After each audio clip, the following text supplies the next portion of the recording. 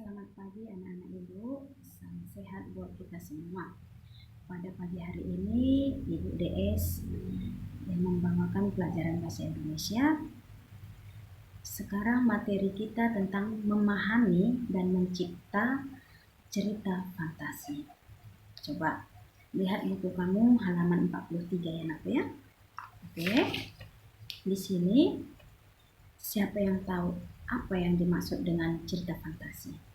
Ada yang tahu? Kemarin Ibu PPL kamu telah mengajarkan kamu materi-materi yang telah diajarkannya kan? Jadi Ibu mengulang kembali materi-materi kita ini, yaitu cerita fantasi. Cerita fantasi merupakan salah satu cerita yang sangat penting untuk melatih kreativitas. Berfantasi secara aktif bisa mengasah kreativitas.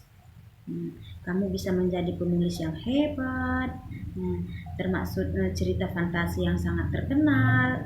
Cerita yang terkenal itu apa? Harry Potter. Terus cerita apa lagi?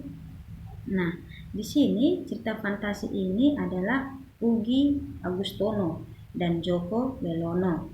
Ugi Agustono menulis cerita fantasi berdasarkan pengamatan terhadap Komodo dan suasana di Pulau Komodo. Joko Lelono juga menulis cerita fantasi dengan nuansa lokal. Kamu juga dapat belajar menulis fantasi dengan belajar secara tekun dan tidak takut berkreasi. Kamu dapat seperti mereka ya. Nah, di sini fantasi aktif, yaitu fantasi yang dikendalikan oleh pemikiran dan kemauan. Fantasi pasif, fantasi yang tidak dikendalikan. Kenapa tidak dikendalikan? Nah, karena pasif. Nah, jadi seolah-olah orang yang berfantasi hanya pasif sebagai wadah tanggapan dan tanggapan. Jadi contoh cerita fantasi yang aktif seorang perancang busana, pelukis, dan menulis. Nah, jadi yang cerita fantasi yang pasif bagaimana Bu? Nah, cerita yang pasif itu yang suka melamun. Nah, cerita fantasi ini nakku sebenarnya kalau kita membahas tentang cerita fantasi ini sangat enak.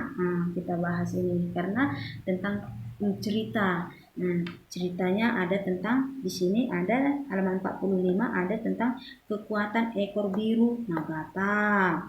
Nah, dan di sini juga ada dimintanya lagi ruang dimensi alfa. Nah, ruang dimensi alfa itu di halaman 54. Ada lagi berlian 3 warna. Itu di halaman 56. Nah, jadi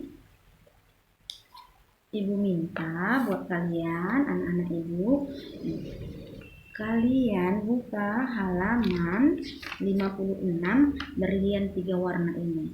Nah, kenapa disebut dengan berlian 3 warna? Ayo, ada yang tahu? Nah, setelah kamu membaca buku paket kamu, nanti pasti kamu akan tahu cerita dari berlian 3 warna. Nah, jadi Ibu minta coba kalian baca dengan simak. Nah, pelan-pelan kalian baca ulang. Nah, supaya kalian mengerti, kalian menyimak, dan bisa kalian menulis apa hasil cerita-cerita dari berlian 3 warna ini ya nanti ya. Jadi Ibu minta di halaman 56, 57, dan 58 kamu baca cerita dari berlian 3 warna ini oleh penulisnya Vanessa Miftariani ya. Jadi setelah kalian baca nanti kalian sudah tahu bagaimana menentukan unsur intrinsiknya. Nah, unsur intrinsik dari cerita ini. Nah, di sini uraikan isi cerita fantasi dengan bahasa sendiri dengan menjawab pertanyaan-pertanyaan di bawah ini. Nah, di sini A, urutkan kejadian yang dialami Anika pada cerita tersebut. Yang B, bagaimana proses pertualangan Anika ini dengan teman-temannya. Kalau kalian sudah membacanya, pasti kalian sudah tahu cara menjawabnya. Oke, aku coba kalian kerjakan nanti bagaimana watak tokoh yang ada pada cerita. Nah, jadi di sini ada nama tokoh, ada watak tokoh, dan ada juga bukti pada teks. Nah, bagaimana nama tokoh dengan Anika, bagaimana wataknya? Nah, bagaimana bukti dalam teks itu? Dan begitu juga dengan Ibu Anika, bagaimana watak Ibu Anika ini? Nah, dan begitu juga Tamika dan Cika. Nah, jadi kalian kerjakan ya aku, ada di situ 4 nama tokoh, yaitu siapa aja? Anika, Ibu Anika, Tamika, dan Cika ya. Nah, di situ nanti setelah kalian membaca, kalian sudah tahu jawabannya.